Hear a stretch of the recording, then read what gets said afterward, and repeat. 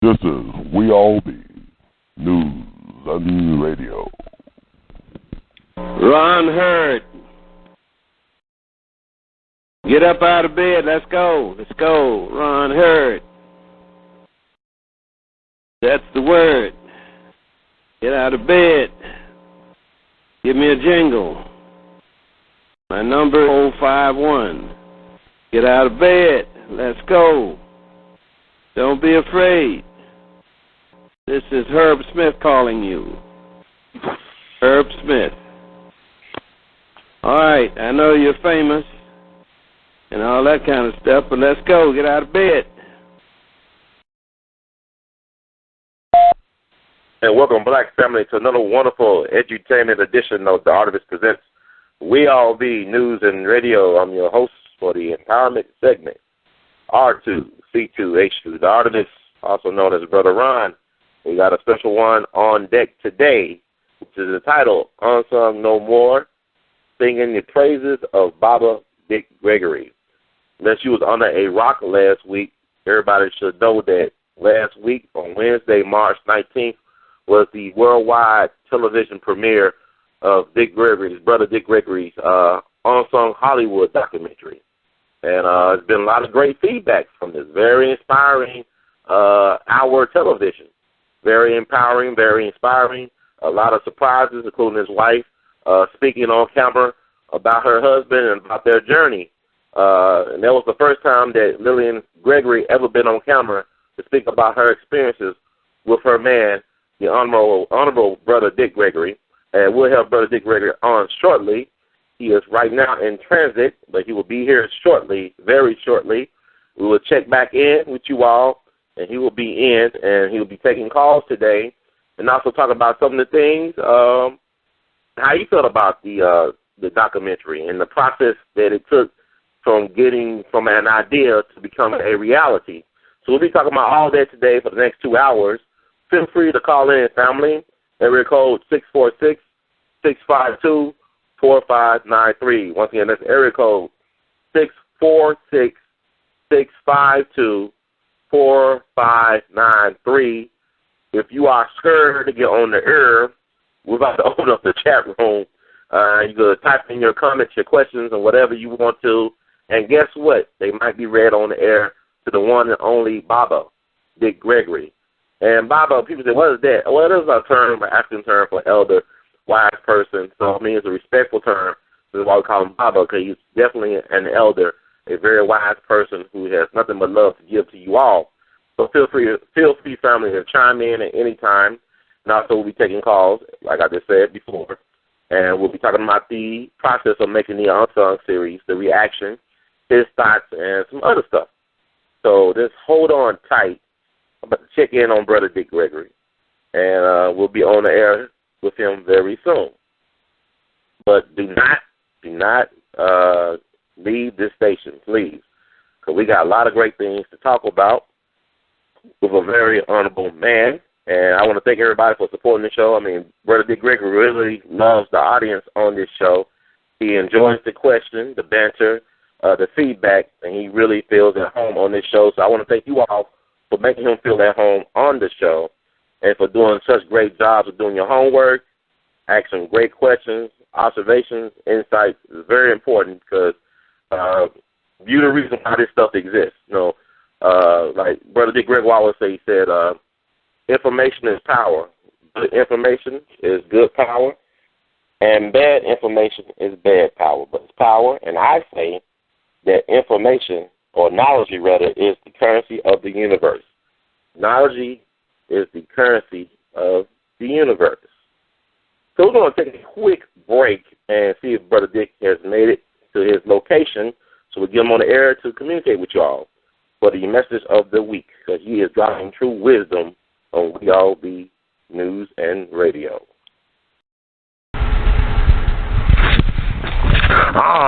See, I'm the boss, see? And you're listening to We All Be. We're number one with a bullet, because we're rubbing out the competition. See? And family, we're working on getting Brother Gregory on the phone lines as we speak. He's about to get ready to come on and join us.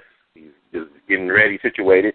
And I want to thank everybody once again for being very patient and for also supporting the show and what we're trying to do, because we exist because you all exist, because we all be. Before there could be a nation, there must be a village. So this is village time right now. We're building right now, trying to build the beloved community that we had in order to create such great men and women like Brother Baba Dick Gregory. We need to continue in that tradition, and we're working on it. How long will he be here? He's almost here, but how long will he be on? Well, he'll be here. Like he said, about until a little before 6 o'clock, about 2 hours, an hour. Until what time? About before 6. Okay, great, because we've got to go somewhere. We had to be there at 6:30, so don't let him go over time. He needs I'll keep on. Yeah, he told me about it. Yeah, about 5 or 10 minutes to 6, we need to be getting out of here. Yeah, I'll definitely keep him on task. Okay. There'll be no problem. Thank you, Dr. Williams. Okay. He's walking in the door now. As soon as he puts his stuff down. And Dr. Williams, I want to say, you're an honorable person yourself. You are the president of the National Council of Negro Women, correct? No, National Congress of Black Women, the one that National Congress of Black Women. Oh, the other one. Okay, got you. Yeah, they're the Negro women. We're the Black women. All right, well, y'all get along, right? Y'all get along, though, right? Everybody get along? Ain't no blood and Crips thing going on? Okay, great. So this is Women's History Month, and you are an honorable person as well. Exactly. And we're going to have you on the show in the future very soon. I met Dr. Hyde when I was about 17, and she's my neighbor, all the way up to the time she died. We were good friends. Wow, that's beautiful. But, that tradition continues. Like, it's people like you that keep us going and moving, and that's what we need to start doing for this generation and the next generations to come, to continue that tradition. Yeah, we did a program together last Thursday at the Press Club, and got another one, I think, Wednesday coming up. And so Tuesday we're working with the Marissa Alexander team. They will be here on Tuesday. So we do a lot of things together. So can you tell our people what's the best way to get in touch with you, the organization? Like, do you have a website, or what would be the best way to get in touch with your organization, Dr. Williams? Well, let's see. I think you probably called my home number. The office is 202-678-6788. 202-678-6788, and of course we have a website, nationalcongressbw.org. And my personal site, my speaking engagements and all, is just efaywilliams.com. Okay, so definitely. Okay. And Tuesday we're doing it. We've done a lot on the Marissa Alexander case because we've got about 12 chapters down in Florida. So we're holding a reception and meeting here for a status report on them on Tuesday. So whenever you want to get into that issue, we can do that. I think he's here. Okay, great, Dr. Williams. Appreciate it. You know how to reach me, so we can talk. We'll definitely be talking. Yes, definitely. Right. Thank you so much. All right, then. Have a blessed day. You too. God bless you, Gregory. Hey, Baba Gregory. How you doing, man? It's good to get you on the air. Looking at all of them going crazy. No, I'm glad you was here. People are excited, but they ready to look at you or listen to you than watch the March Madness. Yeah. Good games going on, Kentucky and Wichita, but this is a show right here. This is live and in effect. People are buzzing. They are very excited about wanting to get in touch with you about the show that came on TV1 this past Wednesday. It was phenomenal. Well, I've been out here in this game for 60 years, and I've never, ever, ever witnessed anything like the research that TV1 put into that documentary on me. I mean, I looked at stuff that I had forgot about. I mean, I was shocked when I saw me speaking at the March on Washington. I forgot I even spoke at the March on Washington. Oh, wow. But no, it was brilliant, and it's a good history on some of the things that went on in the civil rights movement that NBC, CBS, and ABC wasn't about to show. They had the footage, but there's certain things they couldn't run because we have quiet deals that's made. It's like there was no written law that said black comedians cannot work white nightclubs, but that was the law without a signature, because they knew that if you stood flat-footed and talked, not singing or dancing, bucking your eyes or something, then the world would find out something that a lot of people know in the world, but how brilliant, the type of wisdom that African Americans have. I mean, we should know that, but how do you know it, that burden of coming out of slavery and then out of slavery to Jim Crow? You see, when World War II was over, the soldiers that was fighting for America and fighting for the Nazis, they didn't go 1,000 years, 400 years without being liberated. We did. I mean, we did. And so the Americans came back and they was able to work on their mental processes. They was able to send them to college. They was able to have benefits for veterans. They was able to build VA hospitals. We don't have no hospitals built to deal from the Troc Shama, that slavery didn't come out of slavery, Jim Crow and segregation. And so when you stop and think about, we are not even aware. It's like drug addicts. Do you know the one good thing of a bad situation that people's finding out now? They thought illegal drugs you could get hooked to, and prescription drugs you couldn't, because the people that was hooked to them, nobody talked about it. And now we finding out, well, it's the same thing with this. The stuff that happened to us in slavery that didn't stop. How am I talking about something that 300 years ago, and we sit around and discuss lynching like it happened yesterday? That's because nobody came in and said, okay, we'll fix this. And so when you think about what made America strong, and was the GI Bill of Rights. We got soldiers that, because of what happened, because they went to die or kill for America, we're going to have GI loans for you. Black folks didn't get none. Black folks didn't get none of those. And let me show you how that affected us in the long run. We had college money, GI Bill. Well, let me tell you, many colleges integrated. Okay, they wasn't segregated. They have one there, no professors, no nothing. And then the GI Bill came through, and a lot of those, I'm talking about colleges up north, because they know if they got 10,000 soldiers, they could recruit ex-soldiers. That's a check coming every month to them, and then your part is there, the tuition. So now you can plan 20 years ahead of time on building schools, building class, increasing the spending for certain types of teachers that teach certain types of things. And so that's what happened. Now, here's the problem.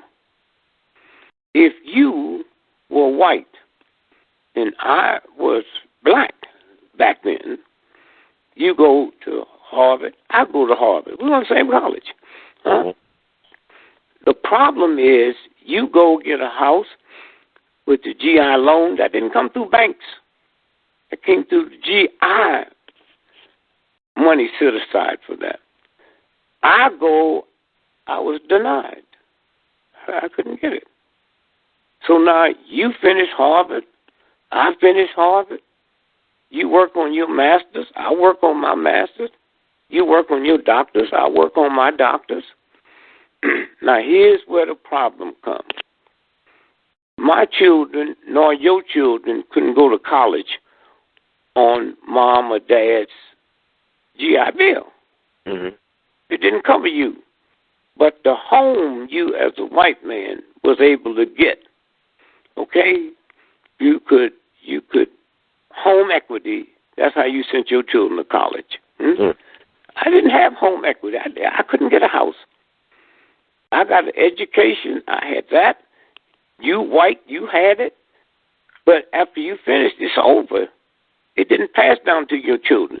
Had they understood that they could change that law, you and I took the same chances of killing somebody or dying. So had we had black folks the ability to borrow money on the GI at low rates, then I, as a black person, would have had home equity, and I would have been able to send my children to college. Stop there. Nobody talks about that. They want to make like we lazy and we dumb and all of that. You see, blame it on everything but a white racist system. And we buy into it, too. I mean, we buy into it, too. And so, consequently, when you stop and think about, you know, the shape that we in, even with PhDs, At PhDs, you have 10 PhDs, and still places you know you better not go in Mississippi or Louisiana or New York. Because we never changed that. President Obama can go to New York today by himself and wait for a cab, and a homeless dude that just broke out of jail on death row can get a cab before the president can. So you president or what? Now you tell me we can figure out how to go to outer space, we can figure out all the stuff, but we cannot figure out how to make a cab stop for anybody? It's simple. You send decoy cops out just like you do for drugs. And any cop that violates that, I'm just going to pick up who I want, and that can be a black cop, a black driver, a white driver. I'm going to pick up this because this white guy might be going to the airport. Good trip. He might tip more than the black person. Good tip. So all you do, you have a simple law. If someone gets your number and turn you in, that's good, but you got to go through a process. If a decoy cop gets your number and turn you in, you lose your cab license for 3 months. Now, when it comes to the point of me passing you by or paying my home mortgage, you don't look that Negroish to me. And so when you stop and think about it, the second time you get caught, you lose the right to have a license to drive a cab in New York for the rest of your life. That's how you end it. But the people whose job it is to end it, they're the ones that sympathize, many of them, with the people that's causing it. And so when you stop and see how that whole scam works, and today, we still affected by that. And that's what it is. And you can't even get Negroes. And I'm not blaming them because my mother would probably be one of them. Some of the stuff I say pertaining to truth, if my mother was alive, she'd call the police on me. That's the mindset. The worst thing in the world is to have a son or a daughter. And the reason I'm saying this is because there's people out there that ain't never touched drugs and never will touch drugs. But have a son or a daughter that's hooked to drugs and in a state of denial. Okay? And you have to sit there and watch them waste away.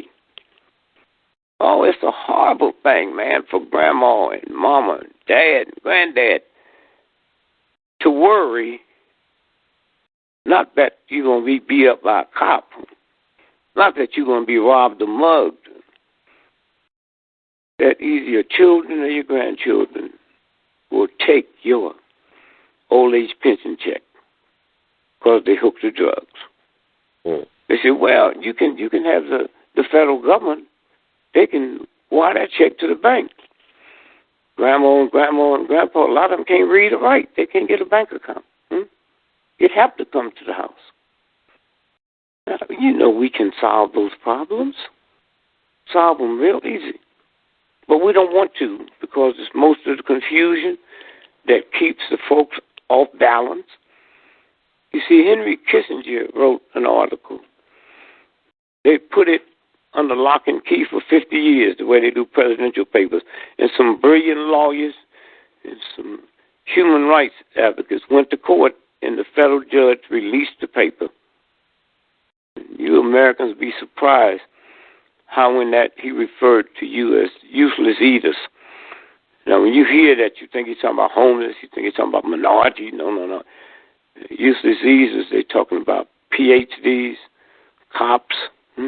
They're talking about dentists, medical people. Those are the ones they're fixing to get rid of. Useless eaters. And I think you can tune in to the website and pull that. And it's horrible. But we don't know that to you. A lot of Germans went down because they didn't know that Hitler was also talking about them. You know, people who don't know that much about Nazi Germany, they do know one thing about it. That Hitler said he wanted to create a super race. He wasn't talking about getting rid of Jews. He was talking about getting rid of Germans. He wasn't worried about the Jewish race other than what he was going to do to them. But he was talking about trying to purify the white race. And so that meant PhD Germans.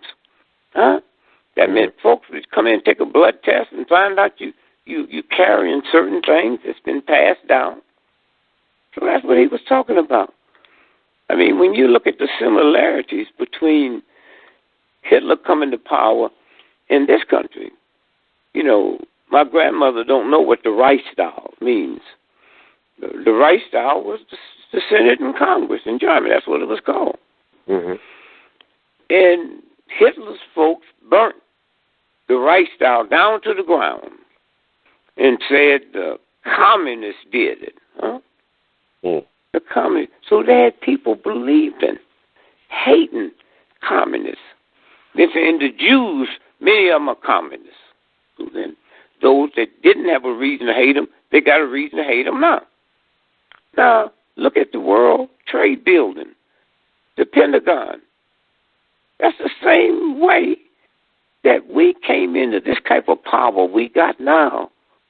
Homeland Security, man. National security. Do you realize your Constitution don't mean nothing if certain government agencies say this comes under national security? You don't have no rights.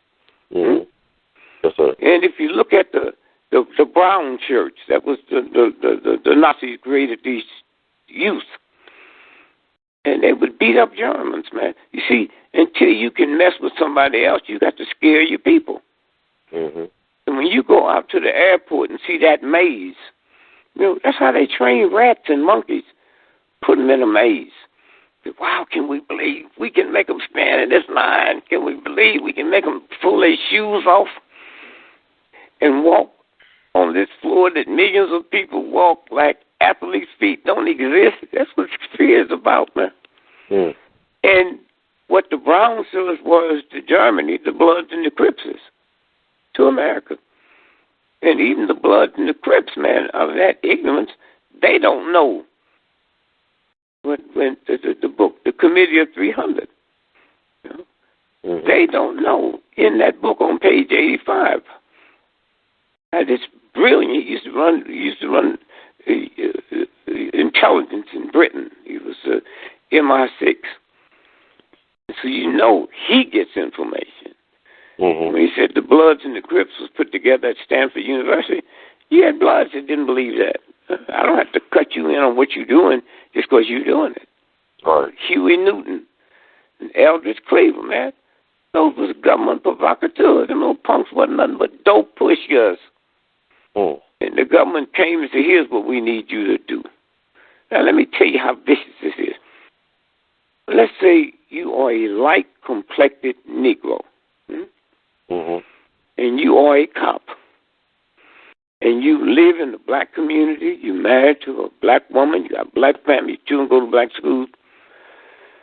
But the fact that you light-complected, when they said what they said, even you, when you see a Black Panther turn the corner, you got to pull your gun because you don't know if he thinks you're white. Who were the evil, unethical dog food would hold a press conference and say, we will kill the white racist pig police. That was to scare the police to believe that anything that's talking about the cops and the Panthers. You got to be careful. That's what this is about. And so that's how Hitler came to power. And Hitler and them had a problem with homosexuality, but they dealt with theirs different. They dealt with theirs as vicious as they dealt with the Jews. They was in the military. I mean, we hear of the SS troops. You know about them, right? Right, yes, sir. Have you ever heard of the SA troops? I believe it was like, you told me about the Night of the Long Knives. Yeah, that was called the Night of the Long Knives, or the Night the Leg Turned Red. Okay. Hitler was scared of them. Those were the group that put Hitler in power. And he wiped them all out. Fake like they was throwing an orgy party for him. Oh, wow. And that's why it's called the Night of the Long Knives, or the Night the Lake Turned Red. They was coming out there having a little party and didn't see the machine gun embankments. It's like Caligula stuff right there, right? I didn't hear you. It's like Caligula stuff with the machine guns, right? I mean, it sounds very gangster. It sounds very mafiosi. Yeah. Like Godfather. Yeah, and so when you stop and think about, but he was scared. I mean, he was smart. He was so frightened of them because the power they had, you know. So he was gay thugs, right? You talking about this? Yeah. Oh wow. They were very vicious. Yeah, you know, and but they had harnessed the power. Thugs is mild. Yeah, I can be a thug. These were folks that was criminals, and they had that power. I mean, those of y'all that's listening, you know, one day after the show, just punch up the whole SA. But you need to ask yourself, how come nobody knows about the SA troops? You know everything else. Right. And so it's about fear. If I can fear and terrorize the whole nation, then I got you. In America, let me ask you something, man. What day is Halloween? October 31st. Okay. What day is April Fool? April the 1st. Now, let me tell you how important this is. We don't use a number for a month. Okay? You didn't say 10/31. Huh? You didn't say 4/1. Then why do we say 9/11 instead of saying September the 11th? Huh? Because when your brain hears 911, it says be scared. That's how research, that's how this is put together in a fine bag. So we're not even aware. I just asked you just now, when is Halloween? You said October 31st. That's America. We don't use a number for the month. And so that's how clever they are. And then they tell us that a bunch of little punks, where they come from? Saudi Arabia. Yeah, most of them are from Saudi Arabia. Our friend. Bin Laden's brother was the largest contributor, him and his family, to Harvard and MIT. They lived in Boston. And 2 days after that happened, the FBI and federal government, you know, sent in passenger planes to take their family out. Take their family out. And so now it's beginning to, you know, to come out. And so that's why I was so happy of Radio 1 and TV 1. When they showed us the preview, man, I cried. Just the amount of research they put in it. My wife, Lillian, that's the first time she did an interview in her life. She was great, man. I know she's very modest, but I mean, I talked to her. I tried to get her to talk on the show a little bit today. She said, "No, I don't." I had to pull her teeth out to get her to talk about Squall. You got to pull teeth to get her to answer the phone. And sometimes she'll make like she's somebody else. Oh, really? Oh, it was interesting. Giving that away, huh? Miss Gregory come in, I will tell her, give her the message, and I can assure you, she will call you back. You know. Wow. But she's like that with the children. I got 10 children. And she's never raised her voice to me or them children as loud as I'm talking now. I mean, that's just in her nature. I don't know where it came from. But then, you know what was amazing about her? She actually believed in you. I mean, I think it's so important now, because I think the relationship dynamic between men and women now has changed a lot since y'all first courted. That she was willing to take a loan out for you to get sued. Oh man, that was. I mean, wow. Wait, that's chump change, man. What was so brilliant is that loan didn't get taken out after the world knew I was going to make it and become one of the wealthiest entertainers on the planet. She took that out before. I was making $10 a night. You know, back then when I got married, I had no idea where this was going. I had no idea. And to show you relationships, that relationship was there. I'm sure anybody. See, once you married to a person, you see them. Mm-hmm. So she know I've never smoked a reefer in my life. She know that. Mm-hmm. I can tell that to people. Oh, come on, man, you can't be that high and tell me that. She knows that, huh? Right. She knows that every nickel I made in the civil rights movement went to the movement before it went to family. She knows that. Mm-hmm. She also got enough sense to know that when black folk go to the military, you get killed. Nobody thinking about your family. Ain't it funny, man? They tell us the problem in the black community ain't no black man at home. Right. And we buy into that. All these Negroes that have gone to war for America and been killed, nobody ever said that if you have a family and you killed, it's going to be difficult. They act like only when I leave the house on my own, that affects the family. If I go to the military and get killed and then you got no daddy, that don't affect the family. Right. And so we don't see through that because we're so busy trying to appease the killers. Huh? Mm-hmm. You know what I mean? People were scared, even scared now to talk about, Malcolm X or the Nation of Islam around white folks. Huh? Yes, sir. We teach our children, and thank God I had the wisdom not to teach my 3 boys that when you go out there and you see this racist cop, he might kill you. Okay? So be careful. How are you going to tell me that a gorilla just escaped from the zoo with 2 elephants and you're going to train me like I'm the vicious one? Huh? Right. You're going to train me like the elephant and the gorilla. They're normal. But anytime you teach a child, see, children don't hear what you mean. They hear what you say.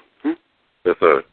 And when you tell a child, a little tot, that this cop over here is filthy, ungodly, unspiritual, that one that will kill you, huh?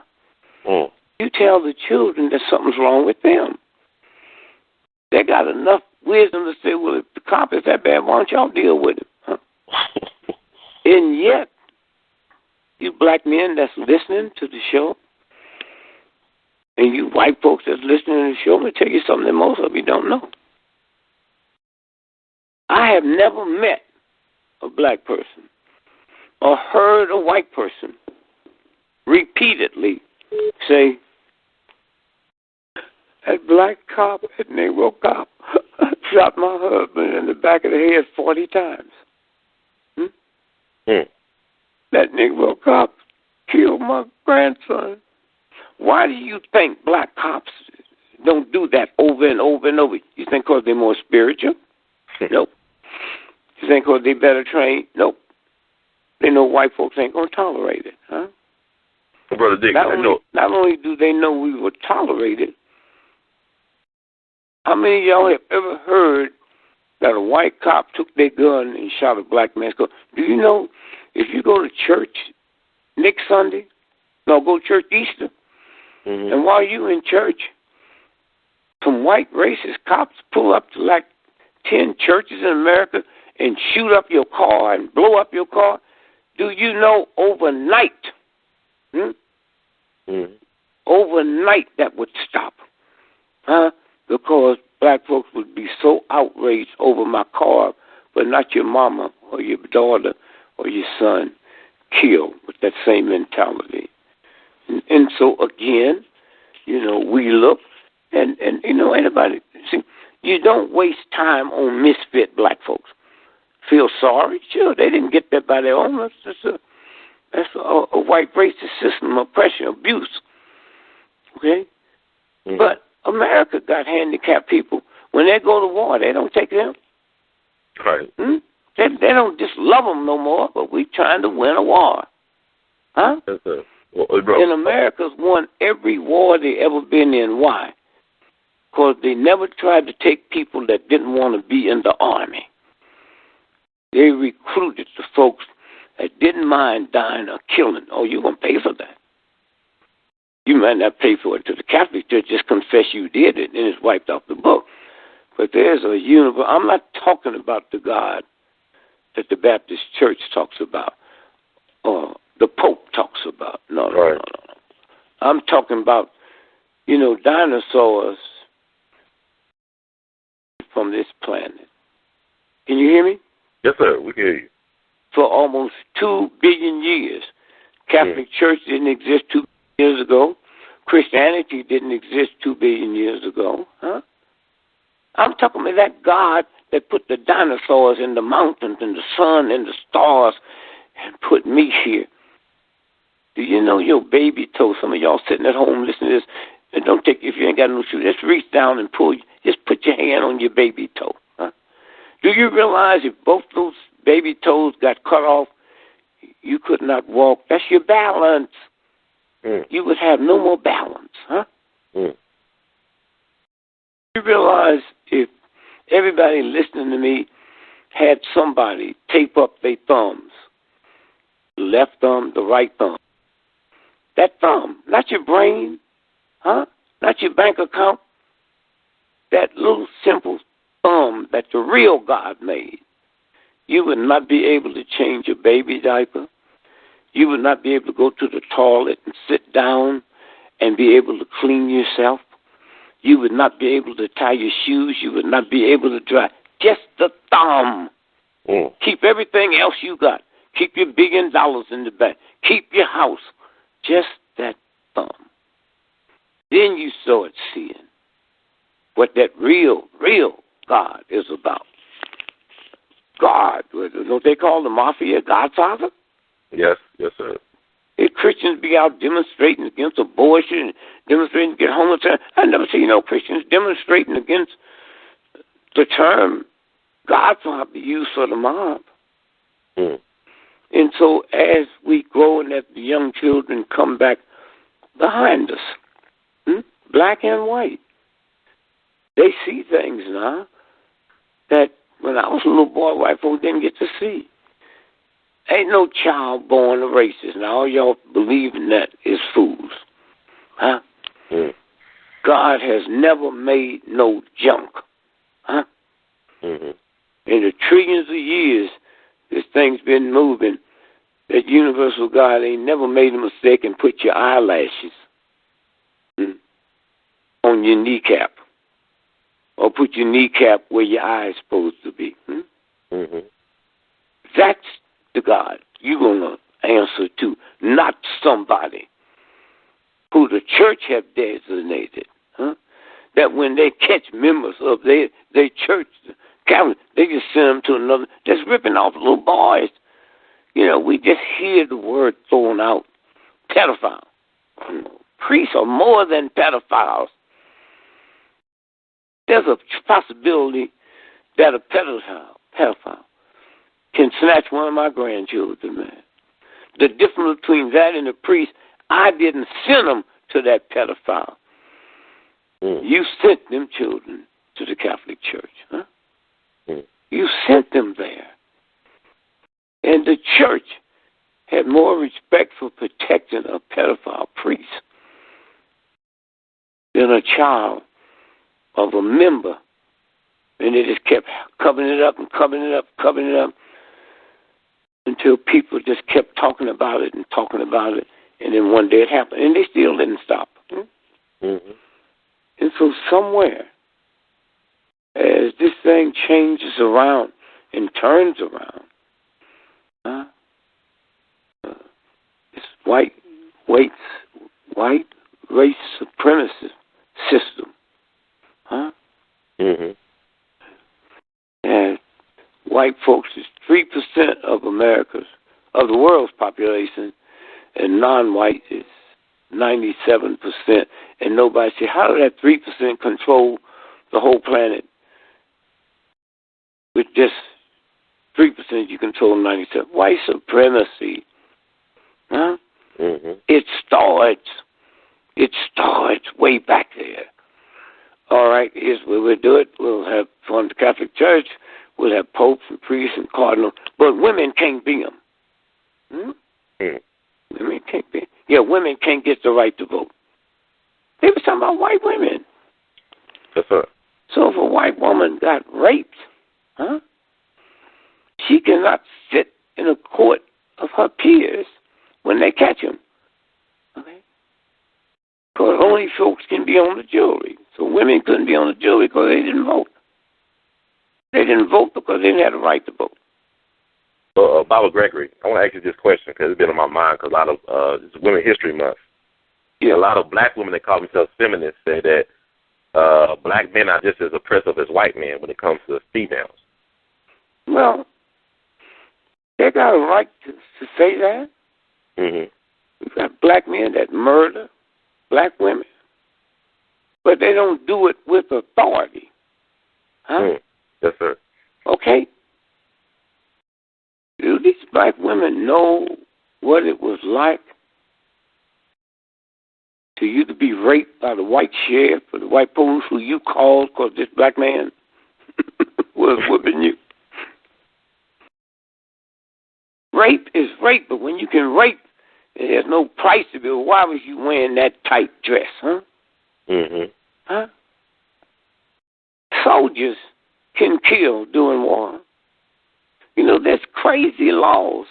Do you realize that me and you is in the United States Army, and we go to the front line and we take our uniform off? Mm-hmm. Don't you know that's a violation of the rules of war? Did you know that? No, sir. Let me tell you why. Let's say you German and I'm Russian, right? Mm-hmm. And we fighting one another, right? Mm-hmm. Suppose the Germans, soldiers, got naked. Now you can't tell who to shoot. Right. Mm-hmm. All you see is white folk. Right. That's why it's a game. The March Madness, you will not see two teams come out there with the same color uniforms on. No, sir. Mm-hmm. Okay? Because then you can't play the game. Right. And so, and what they're saying, they have a right to say, they ain't lying, they feel that. Mm-hmm. But if you're going to blame, can you imagine a Jew do something that you resent, and they say, well, they just as crazy as Hitler was. Wait a minute. You can label what they did, because they did it. Mm-hmm. But how you going to equal that? It's not organized.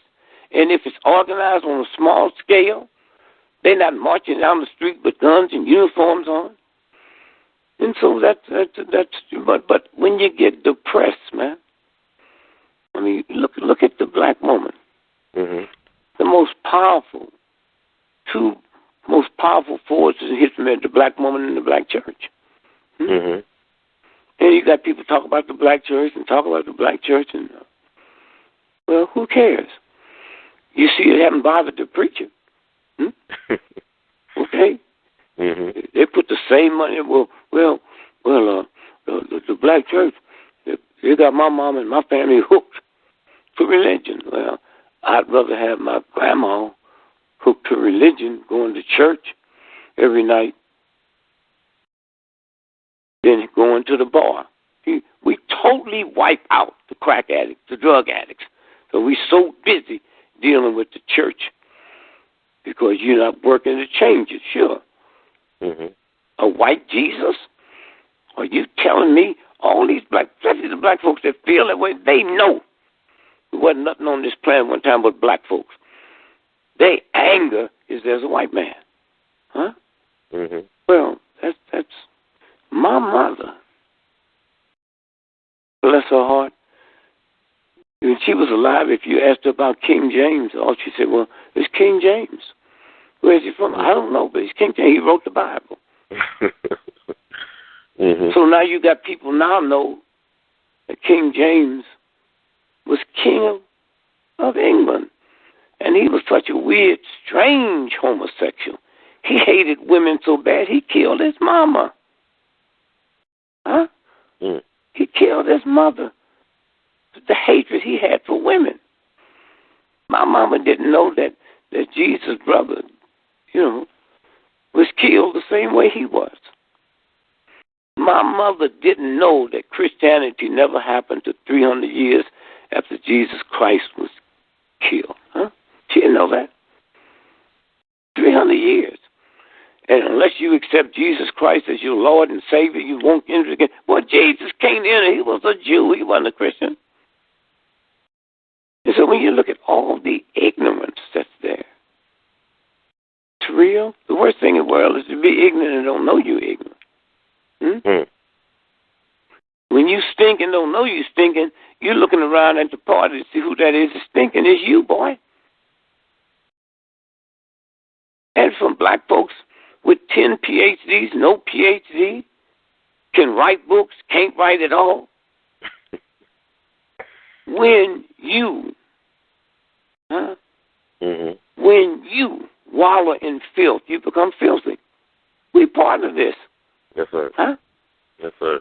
Oh, you got to go a long way to find somebody that gave more money and willing to die for the civil rights movement. But I'm just as guilty. Why? Because every time I buy a loaf of bread, they take my tax money and buy bombs and guns and flamethrowers to burn up people. My money helped pay for that. Yes, sir. When I go to Europe and go round trip to Spain, first class, $20,000.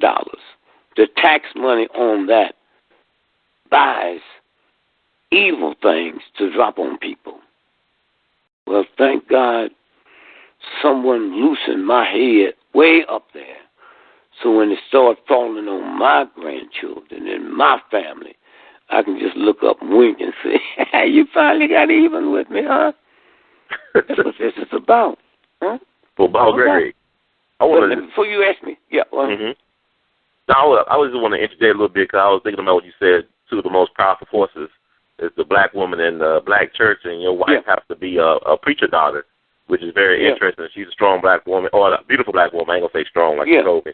But also the Montgomery bus boycott, the origins of it, because I'm just now learning that the reason why a lot of it was started because you had police officers and bus drivers raping women down there, black women in Montgomery, in that area. I heard about the story of killing them.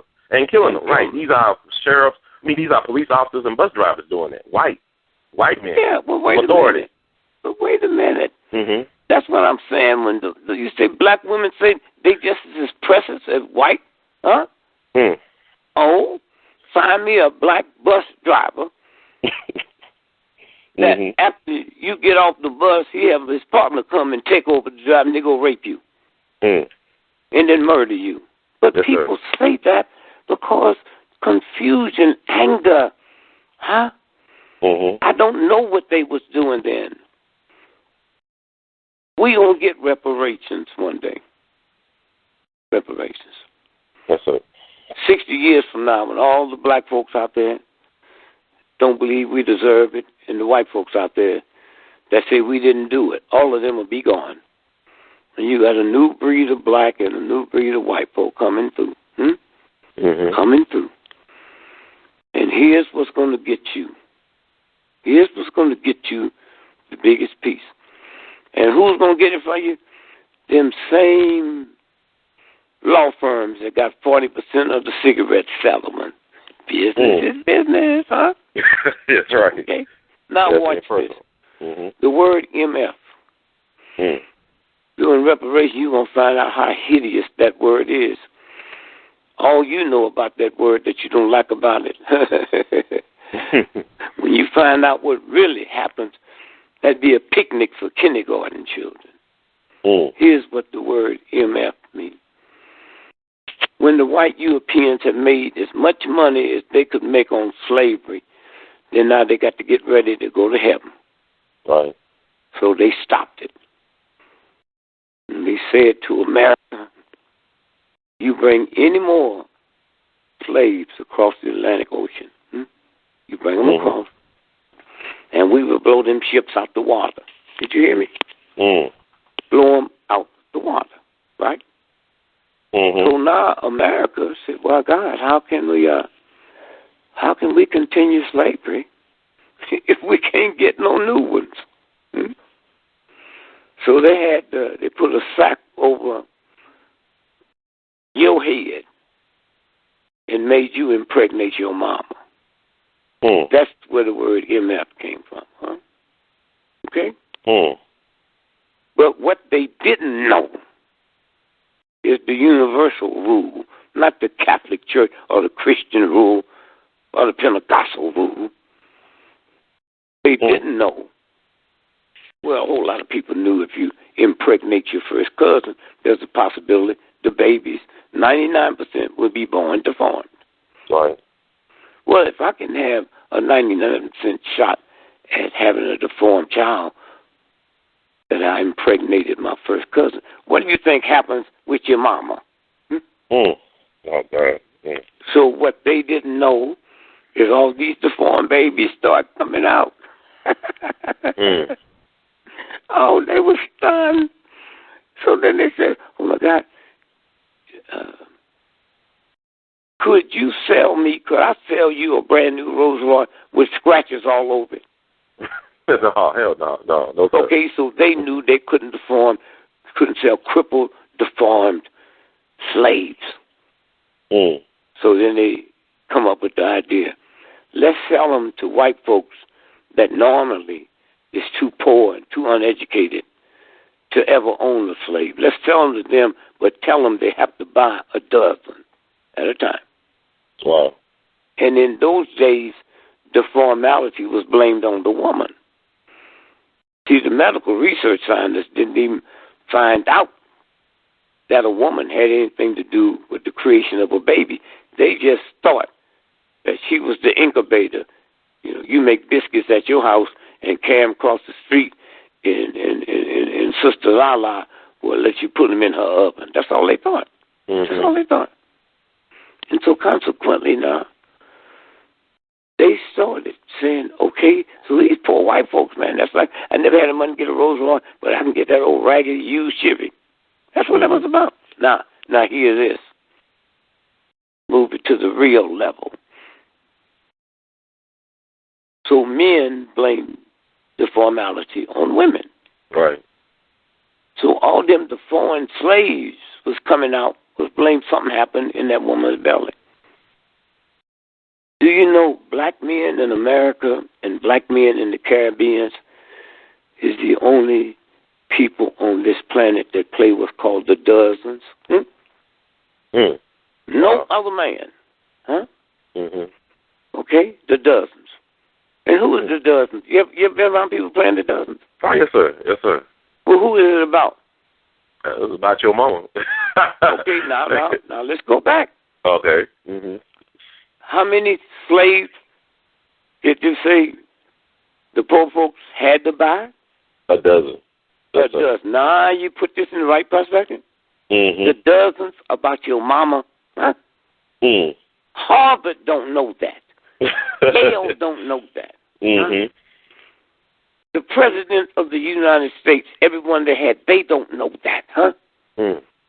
Now you see how vicious this thing is, man. Yes, sir. And then you wonder why I'm crazy. Well, maybe those genes in me came from my mother's son, huh? That's how vicious this was. That's and right. To sit and hear black women, I don't have no problem with that. They don't know. They don't. That's how shrewd this white supremacist is. Mm-hmm. And so when you stop and you look at this whole piece, white boy didn't convince me that my black woman is ugly, and convinced her. Right. And I know there's black women out there not saying, I don't believe I'm ugly. Well, come on, y'all. Right. Come on. Let me show you how it works. And I keep saying this over and over. If I'm by your house and my eye feel fun, anytime you get a headache, it don't have to be coming from your head. Matter of fact, if you get a headache and wasn't hitting the head, it's not going to come from someplace else. But if I perceive that something's wrong with my head, don't I go get stuff? Yes, sir. This deal for the head, it ain't coming from there. Give me some aspirins. Give me some of this. Give me something for this migraine. And so now, what happens when I look around and they tell me that I'm ugly? The first person, have anybody ever called you ugly before you look on? Yeah, I mean, sure, yes. Yeah. Were they black or white? Black. See what I'm saying? See what I'm saying? Yes, sir. They passed it on. In Africa, we wasn't calling ourselves ugly. Wow. We wasn't calling ourselves black. We was calling ourselves Africans. And so when you stop and think about what they transferred down, we call it the transfer system. Everything I ate bad that we know now kills you. The Klan didn't give it to me. My mama gave it to me. My church gave it to me. My school, my state, my government gave it to me. And so when you stop and think about, once you plant that poison, see, now there's some people that beat it. One day, when America and the world find out what Uncle Tom is, Uncle Tom is a shapeshifter. Turn yourself into anything you want to be. And once I convince you, you can't do that. And once I convince you that word is negative. A tomboy is a tough girl. A tomcat is a tough cat. But when it comes my turn, it becomes weak. And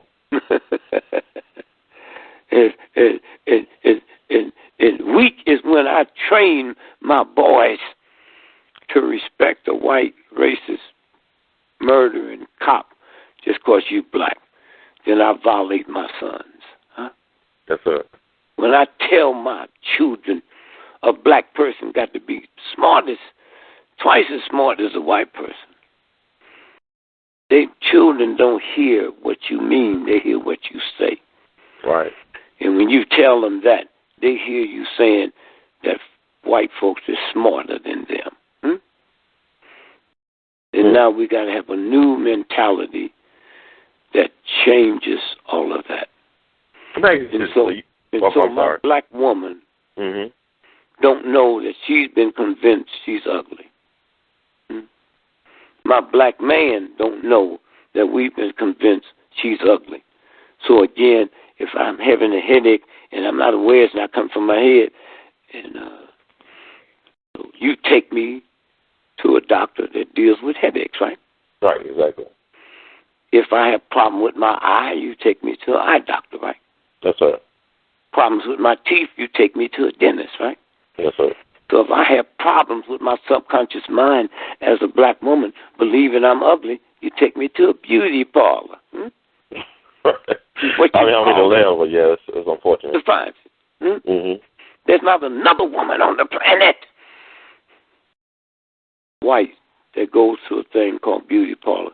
They go to hair salons, We go there because our subconscious mind, I want to become beautiful. You was beautiful when God put you here. I want to go there. And when I come out, I make a reservation to come back 10 days later because I know the stuff they just picked is going to wear off. Well, Baba Dick, let me ask you this. Dick is like, they've been trying for years now, for the past at least 10 years, to bury the nigger word, the N word. But I feel like right now we should be killing we're burying the wrong word. Wait, hold it. Before you get to that, you was going to tell me something else, and I cut it off to get to this. So give me that first thing. I want to ask you this because I love your Unsung. It was so powerful, and like I said, it just got such a great reaction from people in the country and around the world. I feel. I mean, I've been reading the comments online, but I was like, I wish they would have talked about Brother Malcolm X, because you had a very profound relationship with Brother Malcolm X, and that was not touched upon in the episode. Yeah, well, you got a whole lot of people that don't talk about Malcolm. Mm-hmm. Yes, sir. I mean, have you bought your Malcolm X stamp? I'm not talking to you. I'm talking to the audience. Huh? Yes, sir. When I looked at it, they've had over 12 hours of footage, man. You know how much money they spend on, and they got to whittle it down. That's a hard job. I mean, you have a great, phenomenal life. So you got people that say, well, let's take this over this. They argue. They fight over it, man. Mm-hmm. The movie you see, it's been cut to fit into the time span. Huh? Mm-hmm. And so consequently,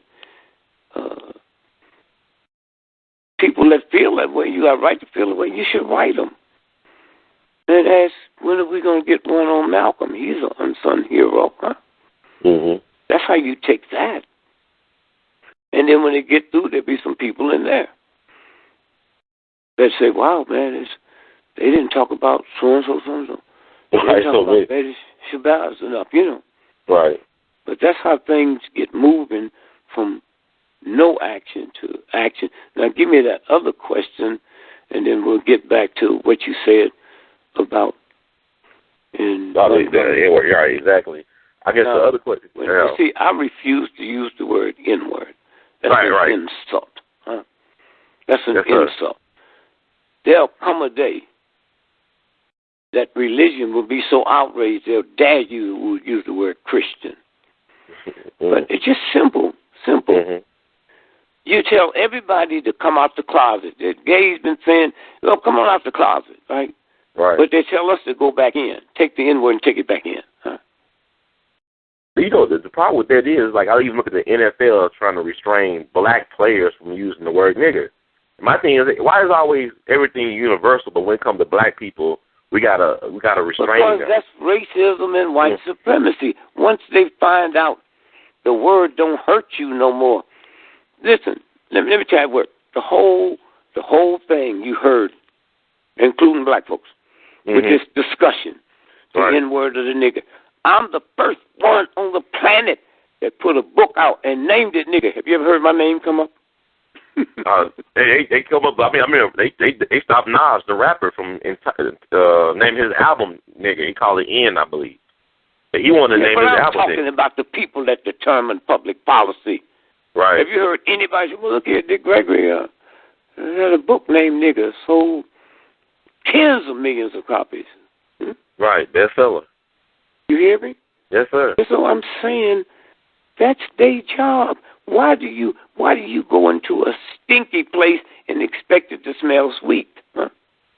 Before, Brother Greg, I'm going to tell you something that's very profound, because when I talk to people about you, I'm always meeting folks that were inspired by you. I'm surprised who they are. I met this middle-class white lady in Memphis named Barbara, and she said one of the greatest books that she ever read and changed her life. She was kind of hesitant, but she went ahead and said the word nigger. By Dick Gregory. She said it real fast. Nigger by Dick Gregory changed my life. Well, that's a white woman. Put a question mark there. Huh? Okay. When I wrote the book, got $200,000 advance. Mm-hmm. And when I turned it in, they was outraged. They wanted a humor book. Yes, sir. I said, well, have you read your contract lately? You see, anytime you underestimate certain people, how bright they are and how much wisdom they have, you the one in the trick. Right. So they was just, I was the hottest thing in the planet. They couldn't talk loud to me. They had to be very careful what they said to me. Huh? Mm-hmm. And they said, okay, let's do a favor. Let's have meetings over the weekend and just come up with a name that sounds humorous, what they was really telling me, so we can trick white folks and make them think they're getting a joke book.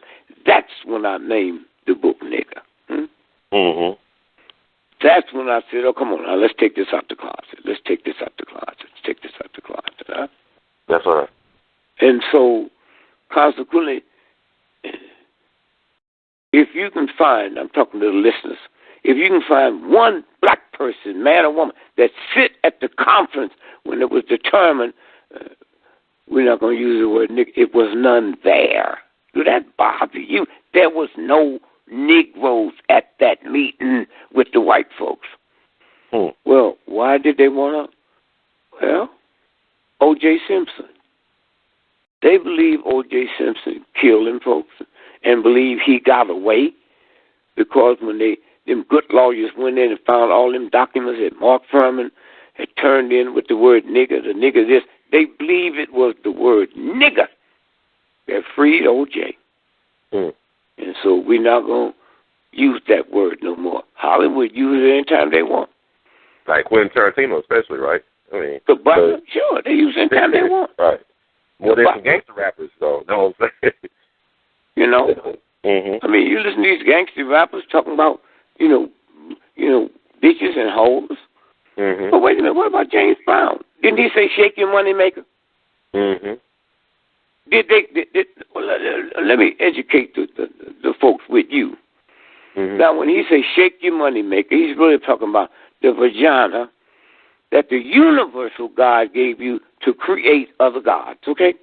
And when you sell it, it's called a money maker. Nobody got offended.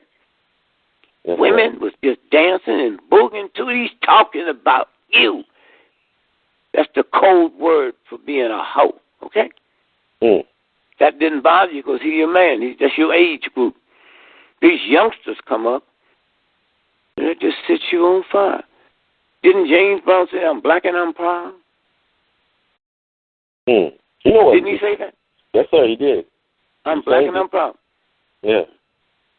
Do you remember when James Brown used to put so much grease and conch on his head, he looked like something escaped from the zoo? Yes, sir. I've seen pictures. Yes, sir. So it should be changed to now I'm black and I'm proud. Don't have my grandchildren believe you was born feeling that way, huh? Okay? Now we're going to go back to Montgomery, but before we do that,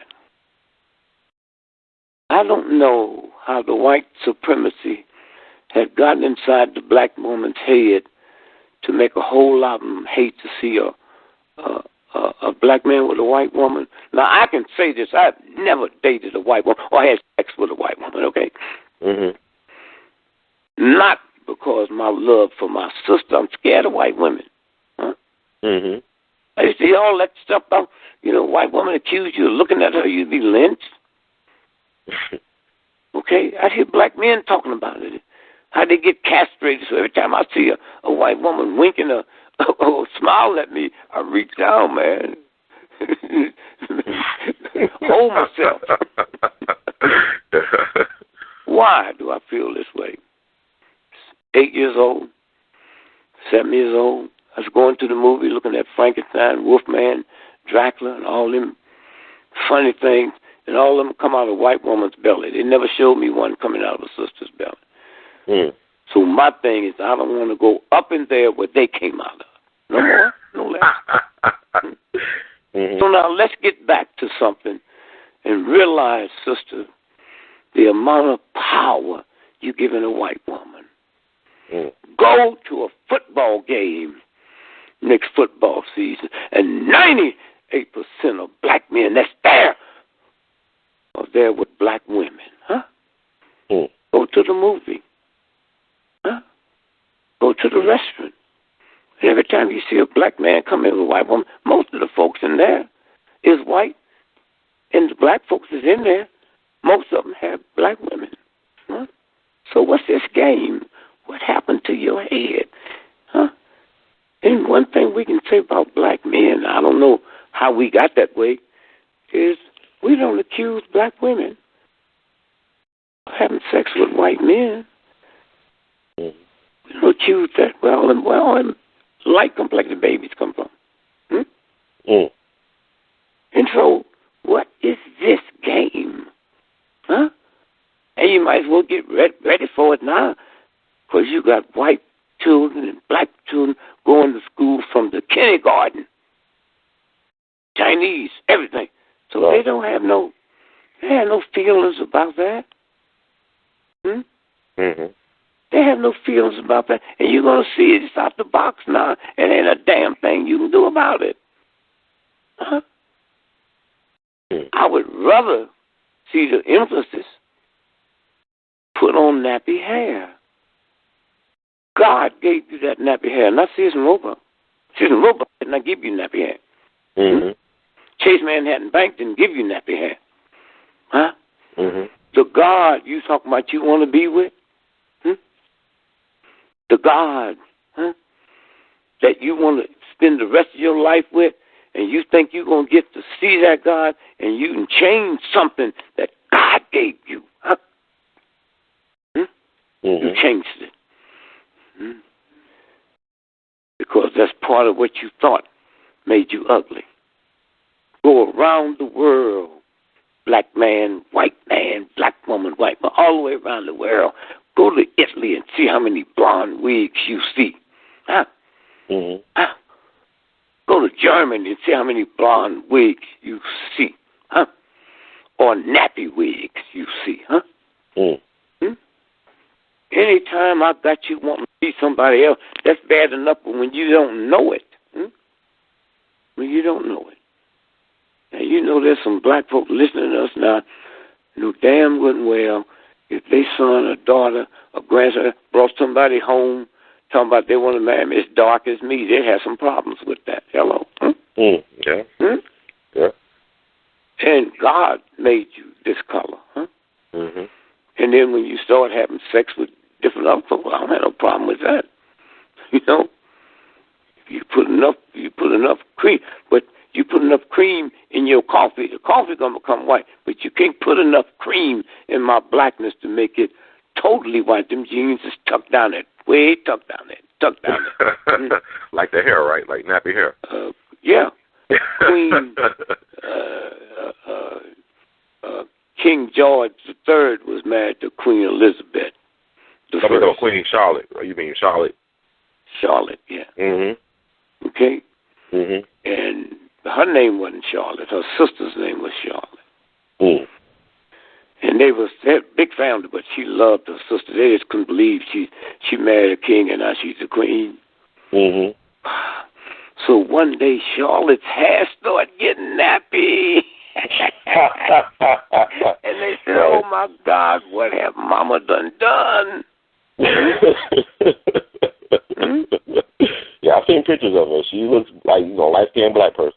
Oh no, they sent her to the New World, which was America. Gave her some money to start over. The girl did so well. Now you know her track of blood was more powerful than the king's, because she came from the German blood, the Mecklenburgs. Right. The Mecklenburgs, huh? And so she did so good in a little town in North Carolina, they named the town after her, Charlotte. It's a banking town. Got Bank of America down there? Yeah, but wait a minute. Wait a minute. It happens to be in the county of Mecklenburg. That's right. That's right. Charlotte, Mecklenburg, county of Mecklenburg. How many people in Charlotte knows that, though? I mean, how many people in Charlotte why would they know it? How many people in your family that know that if you went to Europe and I was selling crack and you was selling Vaseline petroleum jelly, you would get more time than me? Why? Because Vaseline, go ahead, name it. What they call Vaseline what? Petroleum jelly, yeah. Is petroleum gasoline? Yeah. Okay. Yep. So you got mothers putting it on their children, second day home. Yeah, that's true. They're putting it on their lips. Old black men be out at the beach, their legs get ashy. They put Vaseline to get the ash off. Well, don't light it. All right. So there's a whole lot of stuff that we don't know it and we're not aware of. And so I'm saying here that when you stop and think about, see, black folks know a whole lot of stuff. See, my mamas mama's mama. 4. Worked for Jesse and Frank James up in the Boot Hill. We from Missouri. Right. The Boot Hill. So they know when Jesse James got killed, Frank James took the money and went east and changed his name to Rockefeller. Now, I need to go to Harvard to find that out. So we saying the Jameses became who? The Rockefellers. Now, the Jameses were also Jews. Wait a minute. They were Jews? They were Jews. Really? They were Jews. What were they robbing? Banks and the railroad? Yeah. Because banks wouldn't give a Jew a time of the day. The railroads wouldn't, huh? And see, you can trace this back because black folks work for them. For all of them. We know the truth. Everybody in my family knew that Abraham Lincoln's daddy was a Negro. Okay, you ever heard that? Yeah, I heard about his mom being like dark. I mean, having some, Well, his mother, his daddy was Holy Roly Church in Kentucky. They just got into the spirit when they got through. Now, what kind of change you got in your pocket? You got a nickel, a dime, a quarter, or a penny? Yes, Do you have all of those? Yes, sir. All right. Let me know when you pull the quarter out. The quarter out. Okay, set it down. Now, let me know when you pull the nickel out. The nickel. You got it? I thought I had it. Well, let me make sure I got it. Huh? I'm getting it out now. Not my pocket. Okay. Huh? I'm putting it down. Okay, I got let me know when you nickel. pull the dime out. I got the dime. And let me know when you pull the penny out. Got a penny. I'm looking for the quarter still. Now, take a quarter and sit it down to your left. You got that? I'm getting the quarter. I got everything but the quarter. Okay, well, make like you got a quarter. Make like I got a quarter. Okay, I'll do that. Okay. All right, now, you're sitting them according to their size. The quarter, the nickel, the dime. Have the face up now. Yes, sir. And then behind the dime, put the penny. Not be in a row now, right? Okay, so the quarter, that's George Washington, right? Yes, sir. The nickel is Thomas Jefferson, right? Yes, sir. The dime is Franklin Delano Roosevelt, right? Yes, sir. In the penny, what color are those three? Silver. And what color is the penny? Copper. So you can't be a Negro without darkness, right? Yes, yes, sir. That's a damn argument, right? And then, like, nobody wants a penny. Nobody wants a penny. Like, nobody wants black people, right? Did you hear me? Yeah. They're trying to get rid of the penny now. It's devalued. It's devalued. Abraham Lincoln is the penny, but it don't work. You go all around the world, and most folks know who Abraham Lincoln is. Some of them ain't never heard of George Washington and Roosevelt. See how it works? Yeah, I would get. Yeah, wow, that's amazing. That's the code, huh? And so when you stop and think about, here's Rosa Parks, right? Rosa Parks' daddy, he's real angry, man. He used to sit on the front porch. You know the story about it, Daddy? He used to sit on the front porch with his double-barrel shotgun and dare white folks to come to his house at night and try to burn something. You know why? Why? He was angry because he couldn't be a Garvey Knight. See, Marcus Garvey didn't permit light-complected Negroes to be in the movement. Can't be a Garvey Knight. Too much white in you. So he was angry, man. So she grew up, not this little thing they play her off to be, she was just tired, huh? She's come home from work. Her feet was tired. And so she just decided she wasn't going to move. See how they changed it? Changed history that affected the whole planet. But she didn't mean to do that. That was an accident. She was just tired. See how it works? Wow. Huh? Yes, now, sir. watch this. Mm-hmm. 18 months before. Before. 18 months before. Mm-hmm. A soldier came home, had his uniform on, got on the bus, sat down, said, I'm not moving. United States soldier. I called the police. They came in, took him off the bus, and stomped him to death. Mm. About 12 months later, another soldier, they wasn't in cahoots, they know each other, did the same thing. They stomped him to death. I tell you this to say, when that little old kind, sweet black woman, black woman, got on that bus and decided she wasn't going to move, she knew what happened to them soldiers. And she knew it would probably happen to her. They would come, take them off the bus, take her out in the bushes and rape her and throw her in the creek, and we wouldn't be knowing about this story now, huh? Mm-hmm. And so when you get a punk, thug, ignorant Negro,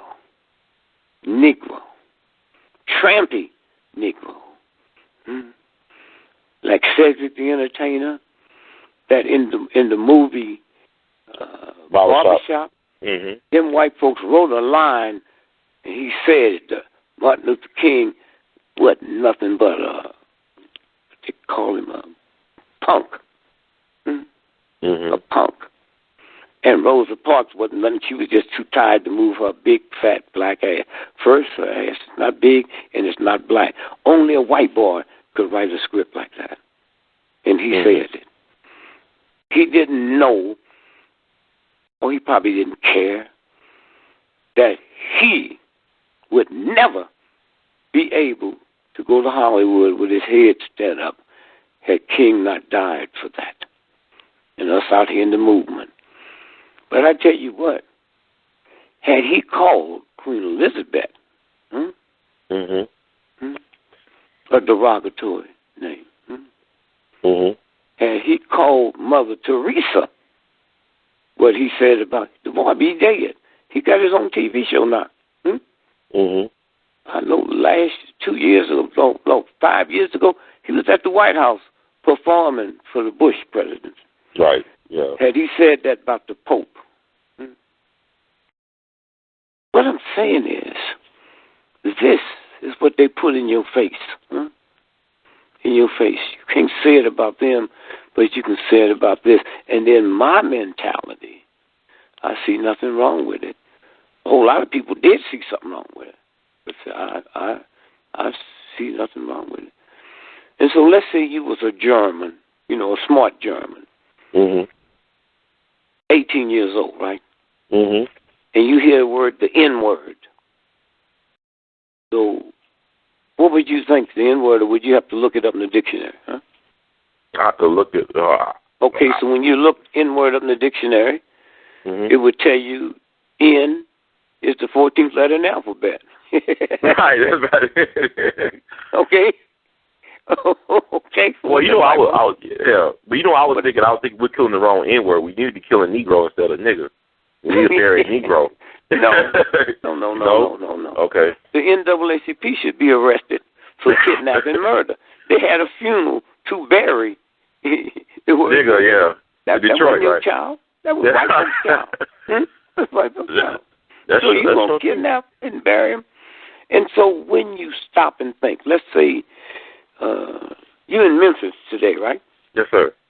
So if you left the show and the show's over and you walk down the street and a white boy walked up and called you a nigger and hit you, would you call the federal police or the state police?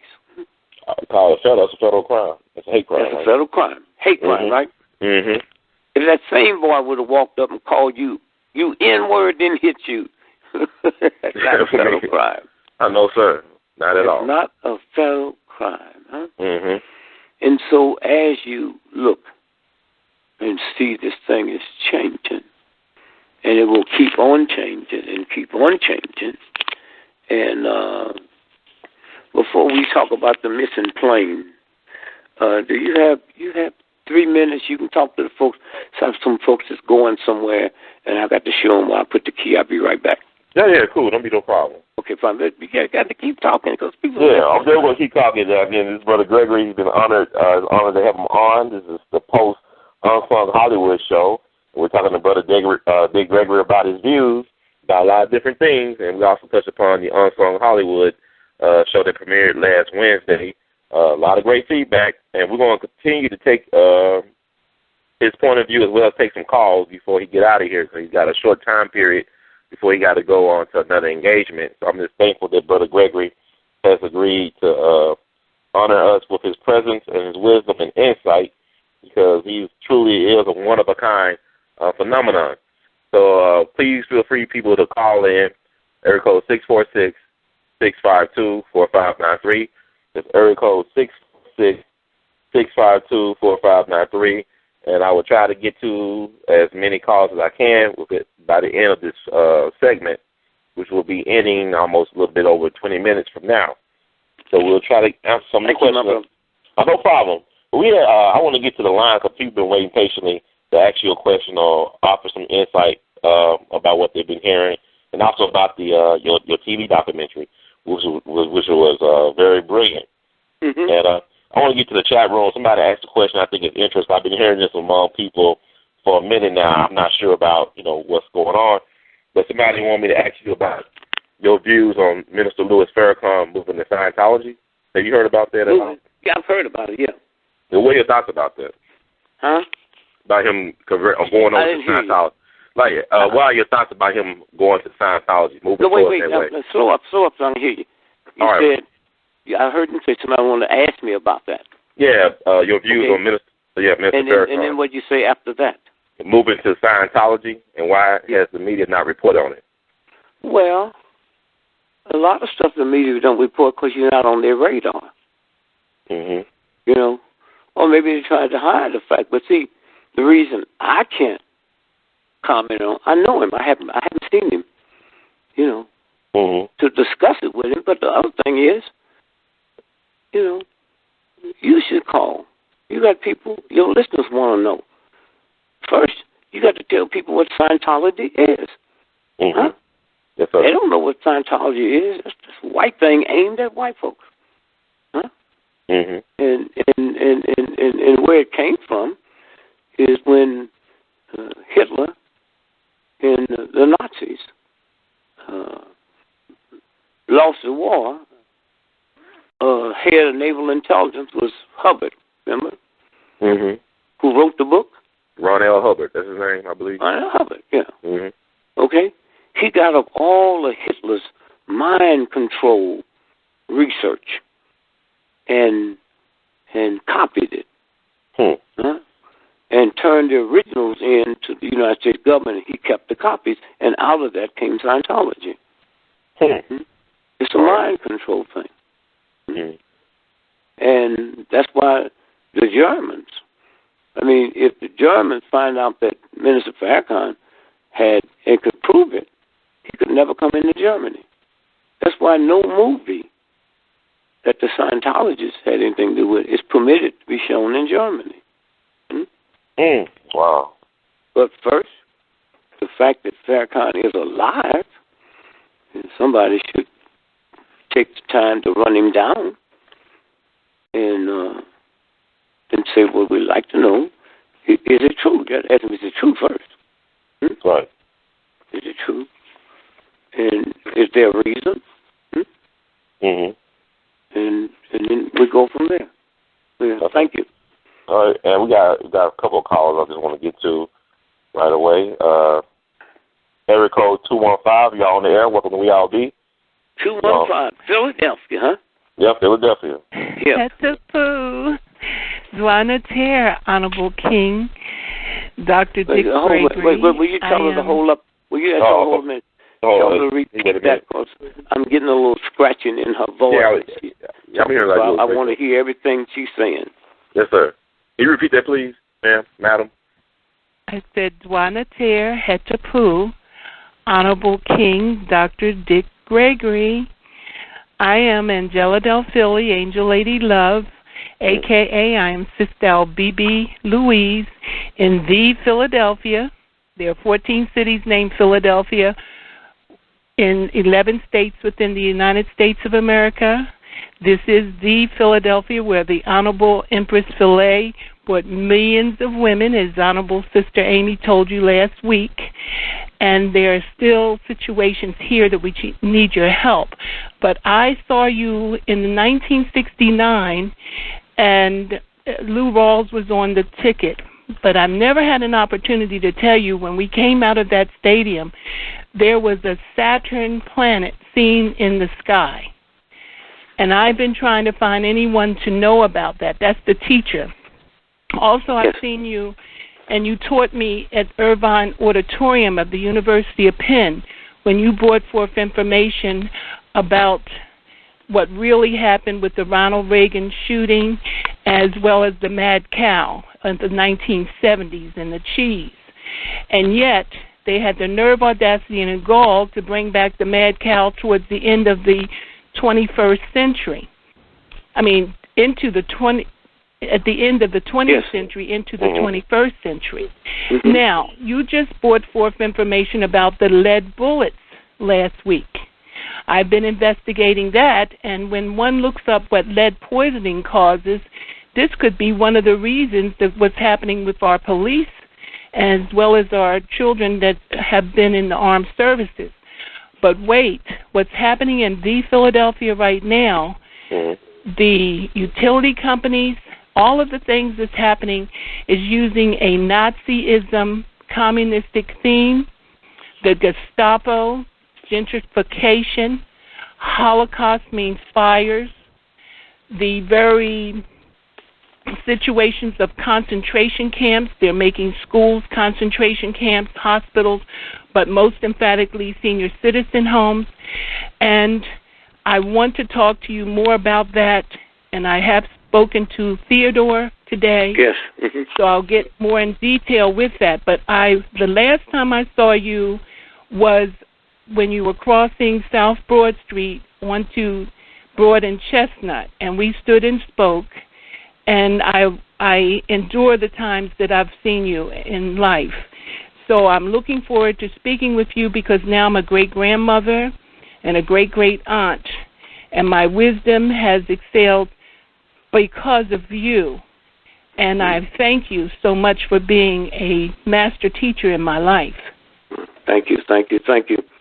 And I look forward to... Can you hear me?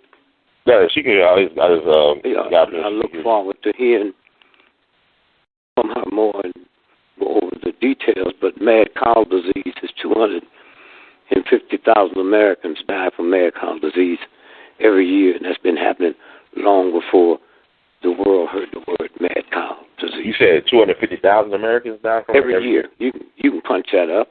Oh, 250. Wow. Jeez. 250,000. 250,000. Okay. Yeah, every year. Okay?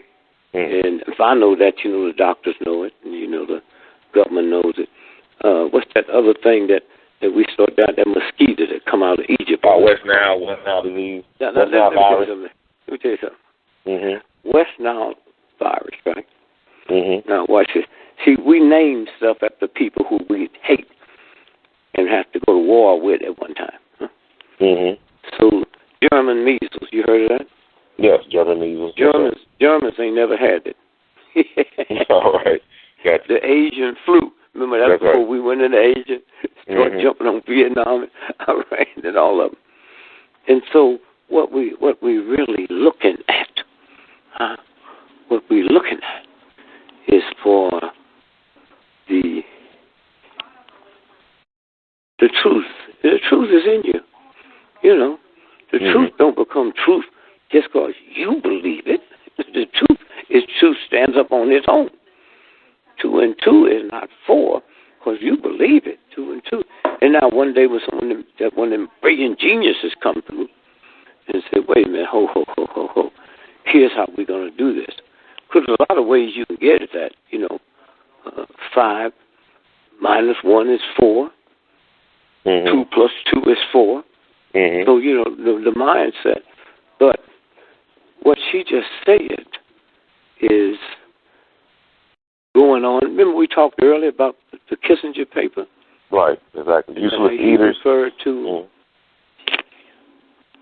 Hold on one second.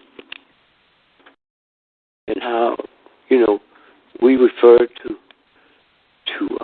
Kissinger as useless eaters. Yes, sir. That's what Kissinger said. And I said that's doctors, lawyers, cops, brain surgeons, anybody that's not in that clique. I mean, there's certain things that God be talking to you, and we don't hear it. Okay? Like, for instance, when the World Trade Building was hit, where was the President of the United States? He was down in Florida reading books, or My Pet Goat or something like that. No, reading books to who? Kindergarten. What kind of kindergarten? Black, I believe. Black. Now, take the odds. What's the odds? One of the biggest things happened in the history of the planet, right? Right. The history of the planet happened, right? And he reading books to little black children. Huh? Think about that, man.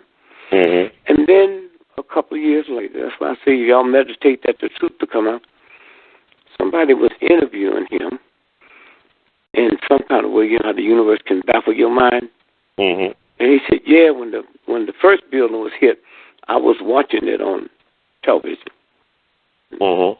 And said, Mr. President, you must have misunderstood my question. You was at the black school reading when the I said, no. I saw it on the TV in the limousine I was in. So he admit he saw the first one. Right. So, okay. And so when you just sit and listen and hear, then you start seeing a whole new ballgame. This is the interesting thing. Now, the West now, right? Mm-hmm. Did it tell you how it got here? Or is this, I know, a mosquito, supposedly? Mosquito. Then the next question is, how did it get here? On the airplane. Mosquito just get on the airplane. Well, how did that much? Egypt don't have a non-stop from Egypt to New York back then. Mm-hmm. So how did that mosquito know not to get off at the first stop? You hear me? Yeah, you got to bring up a little bit.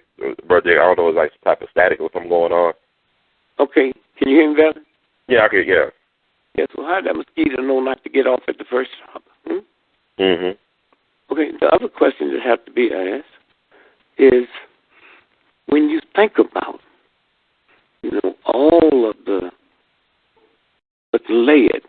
The lady was right. If you put lead paint, a lot of people, instead of wallpaper, they use this paint now. You can paint them.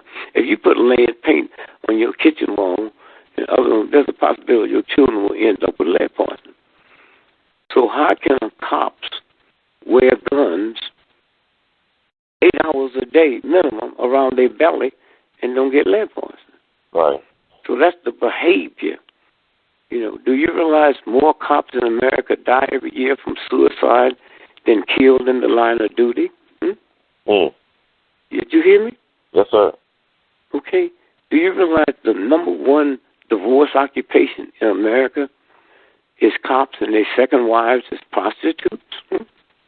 98% of second wives. That's the lead. Huh? Right. Exactly. I know that, and the union don't know that. And so that's what happens. That's why cowboys, you ever heard the word gunslinger?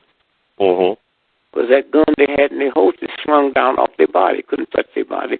And they couldn't carry extra bullets because they had to put them to their body and they get lead poisoning. Oh, they knew that, but cops don't know that. Huh? Wow. Okay. Huh? They knew it, but the cops don't know that? Yeah, so she's in the middle, and it's lovely to hear a voice like that with the research that they're going to do it. And so more and more research will come out like that, and more people will be deliberate, So I just want to thank her. Oh, y'all was definitely going to be in touch there. She got in touch with Theodore. But also, I want to be coming up to the last 10 minutes. I want to make sure I keep you too long. I'll keep you right on time. I want to make everybody make sure we get more questions. Please let them be a question Brother Gregory knows that you love him and that, you know, you got a lot of respect for him, but we want to get through as many calls as we can. Keep it to a question or a comment and just keep it moving. But before we get to them, Brother Gregory, I want to ask you this because you know so many people, you met so many interesting folks in your life. Who is the most interesting person you ever met in your life, in your entire life? Yes, sir. Oh, it's hard to say. I mean, you know, you can't categorize. But people who's had an easy modern life, which is normal. That's right. They could tell you who was the most important. But like I said, I didn't realize I was on one of the keynote speakers at the March on Washington tour. Yes, the special. By the way, I think that's running tonight. My daughter told me. That's good. At 9 o'clock Eastern time. Mm-hmm. No, it's hard for me to say. I mean, just off the top of my head, I have to say little Lynn Gregory. Not just because she's my wife, right? Just the stuff that she's able to get into, the stuff that she's done.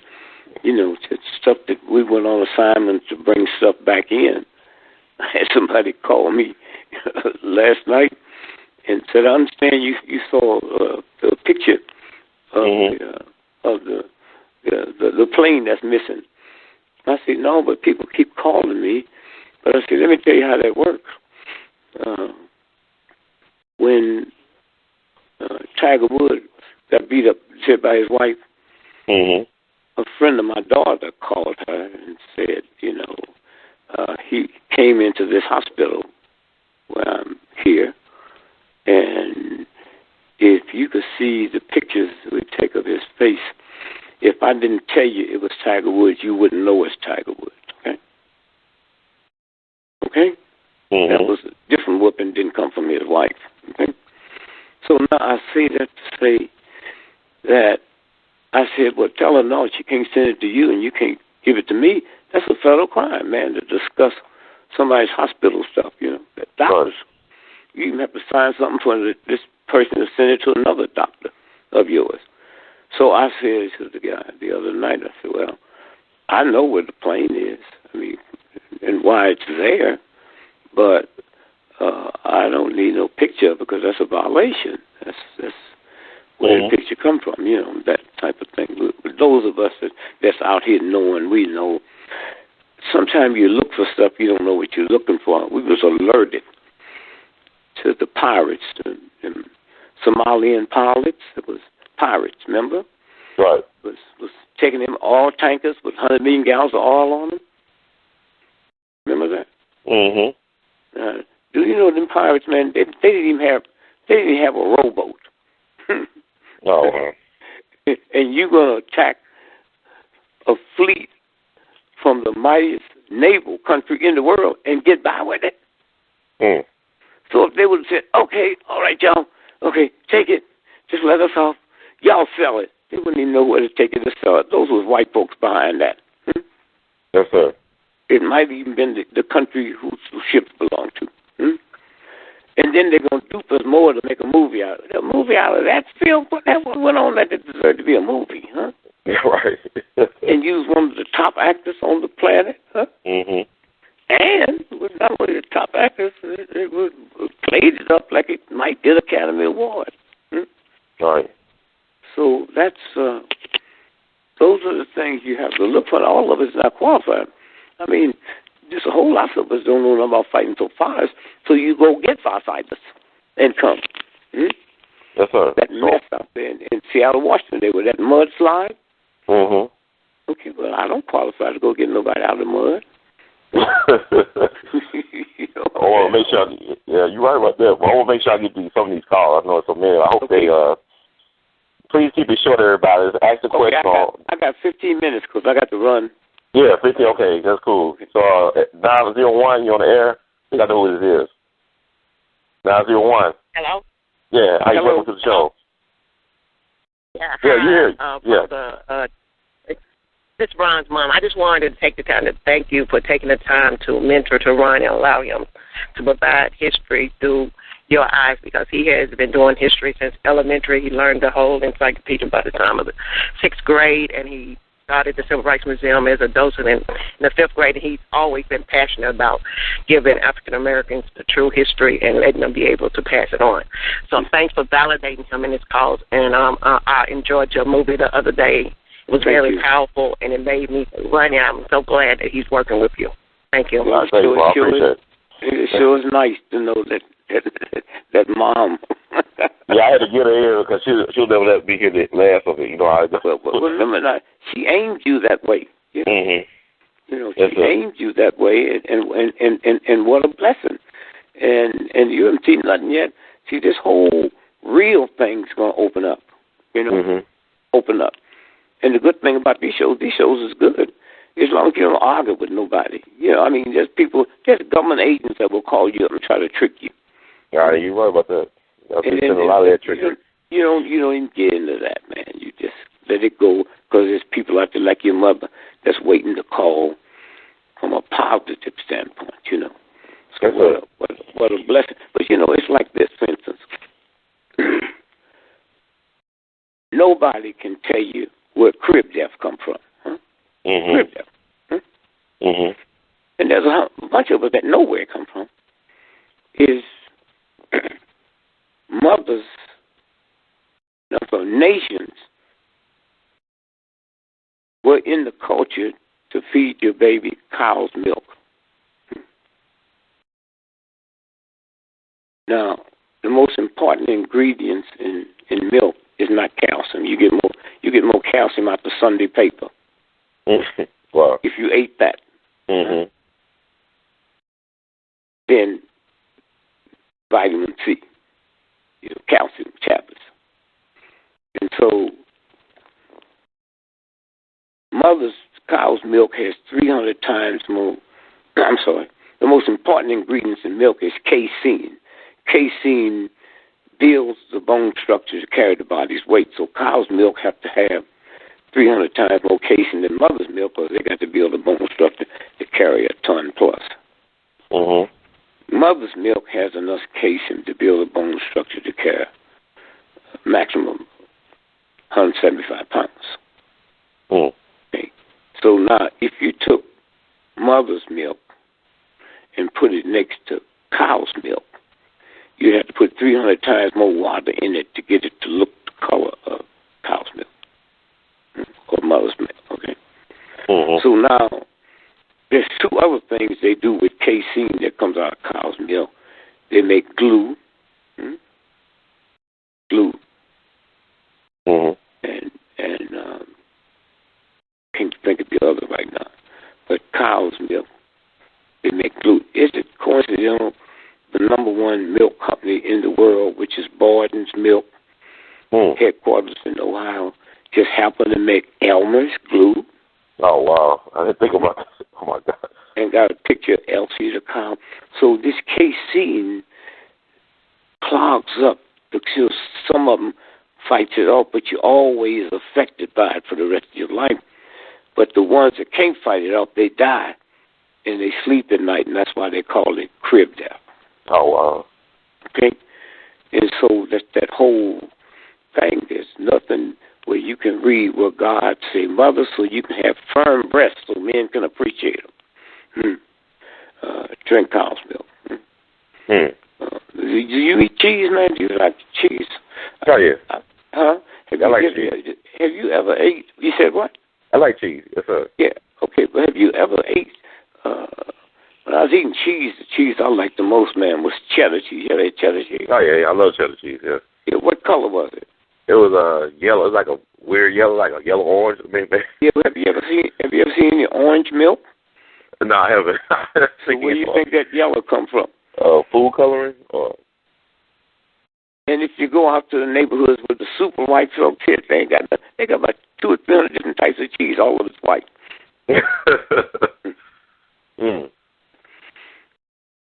So that's where we are. So what's the next? Somebody else? I got a couple. I just want to make sure they get questions. Please keep them questions or comment real short.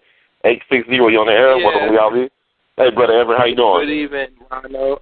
Good, Ronald. And good evening, Mr. Gregory. God bless you, my brother. Peace and love to you and the family. Yes, thank you. after all your work you have done, is any book so far up to date to most of the research that you have found? Is what? Or there are all the work you have done and research. Oh, my question is, for all the work you have put in researching for yourself to find truth in certain things, etc. Have you put it in a book, or has it been already out in a book a long time ago? 'Cause I did heard of the book called Nigga. Yeah, well, I was want to share research. I had 13 books out, and I put it in the books when it was known. There's one thing I refused to put in the book when we researched and forced the government to give us a copy of Malcolm X's autopsy.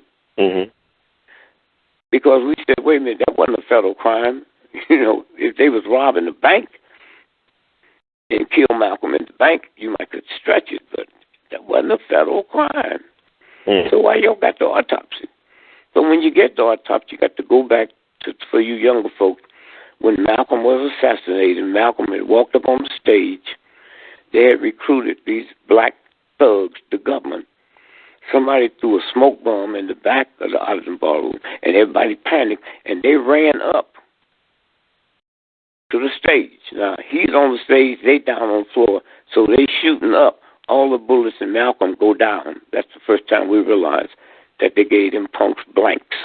The bullets came from up. Now, I did not put that in my book when I first got it, because I didn't want them thugs to get out of jail. I didn't want these lawyers to go and say, just prove you didn't do it. Let them do it. If they was dirty enough to let the white, racist, vicious system bring them in, and they really thought they'd gunned down Malcolm. What about the guys who served time that didn't do it? Like, I know one of the people actually involved. No, you're not hearing me. The ones who served time that didn't do it, they didn't know they didn't do it until the autopsy come out and the bullets was going down. They didn't tell him, you just run up. And then later the CIA did admit that 2 weeks before Malcolm gave his speech, they ran at the Arvin ballroom. So, yep. Okay. Well, thank you, brother. Thanks for that question. We're going to move. I know. Let's make sure I get the people, try to be fair as much as I can. Atlanta, you on the air, 404. Welcome to We All Be. Yes, sir. I greet y'all in peace there, Mr. D. Gregory. First of all, I want to... peace to you, my brother. Thank you and your family. He lost it. I don't know what happened to that call. Okay, what I was saying, I said peace to him and his family, but he'll call back if he calls back in a few minutes, and I'll take it before I run out of here. Yeah, that's cool. Well, I guess I don't know if we'll be able to call back in, but we got area code 707. You on the air? Welcome to We All Be. Hi, yes, I'm on the air. This is Denise Johnson. Hey, Johnson. All respect given to Baba Dick Gregory. Yes. The last time I was telling you about the murder of my son at San Jose State. Yes. And what I would like to ask you is, there have been a lot of murders down there. The last murder was a few weeks back of Antonio Guzman. He was a Latino, and we were out protesting with the Latino community in solidarity. He was shot in the back by the campus police. He was a 35-year-old man. When the funeral home told his girlfriend or his partner that he was shot in the back, the bullet came out the front and his chest burst open. So I'm thinking that was a hollow point bullet on a campus, that they killed this man walking through the campus. I know that you have a lot of influence and that you know a lot of people. If you have the time, could you please research these killings? They started in 1997. Hold it, Miss. Yes, hold it, Miss. I don't need to research the killings. We know what they're about. What I would tell you to do, and then call Ron, and then I'll get back to you. Pull up, do some homework, and pull up how people in the black neighborhood sued UCLA. This is 15, 20 years ago, about what they was doing with organs. And the judge ordered them to get rid of their crematorium. The last time I heard the word crematorium was in Nazi Germany. That's what they used to dispose of the Jews after they gassed them and took everything from them of value. And I would dare say that, I hate to say this to you, it's probably organ stealing. Okay? So it didn't just happen. The research is already there. You saw the brother in Georgia. They found dead, rolled up in a mat too heavy for him to lift, and stuffed with newspaper. You followed that, right? Yeah, Kendrick Johnson. Yeah. Mm-hmm. Yeah, well, that's organ stealing. They've been doing most of your drive-by shootings is organ stealing. Before organs become the number one seller on the planet, when you were sentenced to die in China by a firing squad, when you were sentenced to die by a firing squad, they shoot you in your heart. Now that hearts are valuable, they shoot you in your head and harvest everything down. So that's you can pull that up. And now I say that to say this. So this couldn't be going on if the government didn't know about it. Huh? Yeah, I mean, so you ain't just fucking some little old rednecks. You go all the way upstairs. That's right. I'm sorry to hear it, but we've been doing that. And then, Ron, do you have that New York Times article where they arrested those 44 rabbis and yes, sir. I put it up. Yes, sir. It was from July, I think, of 2009. Yes. We'll give that date to her and have somebody pull it up, and you'll see the horror. So anyway, I'm out of here. I didn't get to talk about that plane, but some of us know where it is. You actually talked about the plane going. A lot of people are getting information from last week. We can talk about the plane. I put it out there in video form. A lot of people are being informed. They are impressed with the information you put out there. Yeah. Okay. Well, thank you much. Bless you, and call Lil, and we'll hook up again. All right, Brother Greg. Thank you. God bless you, man. You love your man. Peace to you, and thank you. And kiss your mother for me, will you? I'll kiss my mom. What a pleasant lady. Because my mama hear me saying stuff, she even call the police. And I want to send regards from Big Bear, Ron Bear, down in Texas. He sent his regards. And also Dr. Leigh out of the West Coast sent her regards and want to catch up. Yeah, thank you. Okay. No problem. Take care. Peace. And thank you, family, for tuning in. I'm sorry I didn't get everybody on the line, but Brother Dick Gregory will be on again, and we'll make that happen again. So thanks, everybody, for listening. Please spread this among your network, your friends and family, and also kiss your mom as well. I'm about to kiss my mom. All right, y'all take care. God bless, and have a great Sunday, and enjoy the rest of your week. Peace out.